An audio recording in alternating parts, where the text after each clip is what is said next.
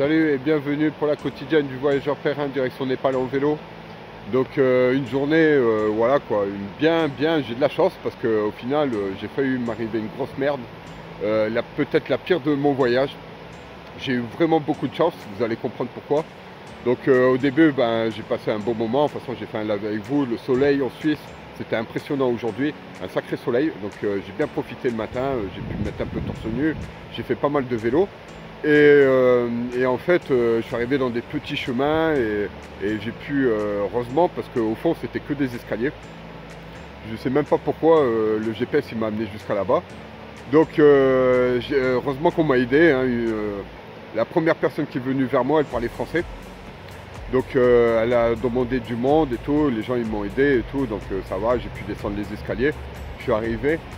Et pour vous dire et tout, j'ai fait une rencontre directe d'un autre Français à la suite. Hein. Il était de Carpentras, à côté de Lyon. Donc à la base, lui, il est né là-bas. Après là, il est en Suisse, il se promène et tout. Il a une sacrée histoire. Franchement, je te remercie David, c'était super, c'était un bon moment. Donc on a bien profité ensemble, une bonne heure. Hein. On a discuté, on a pu échanger pas mal. Et j'ai repris la route et là, d'un seul coup, je fais pas mal de... Je pousse, hein, parce qu'en fait, c'était un petit chemin avec les racines des arbres et tout, ça faisait des bosses. Ouais, franchement, c'était chaotique un peu le chemin. Là, ça va beaucoup mieux maintenant, ça va, c'est un peu du gravier, donc ça va. On va dire ça comme ça. Et donc, c'était un peu galère.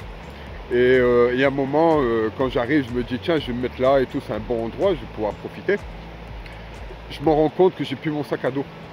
Et dans le sac à dos, il y a tout mon matériel, voilà, le peu que j'ai, les batteries, tout ça. Et les papiers, ouais, il y avait pas mal de choses. Hein. Et je me rends compte que ça fait au moins une bonne heure que j'étais parti. Parce que j'étais sur place, j'avais déjà récupéré du bois, je commençais à faire mon feu, j'étais prêt à manger et tout. Et voilà, et en fait c'était à 2 km à peu près. Je commençais à arriver, une dame qui est venue, et je lui ai demandé pour garder les affaires, je pose le chariot, je lui prends le vélo, je bombarde. Franchement j'ai bombardé, en plus j'avais pas le chariot derrière, une bonne pointe. Et je suis arrivé, c'était sur le banc avec un couple de jeunes qu'il a mis de... En fait il surveillait.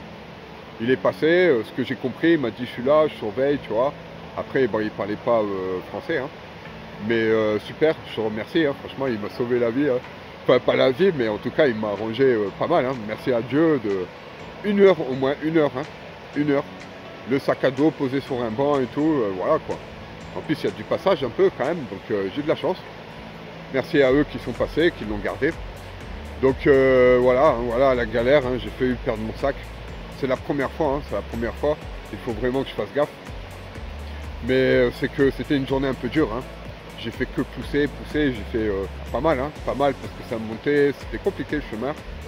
Mais ça va, en tout cas je regrette pas, là j'ai pu bien manger ce soir.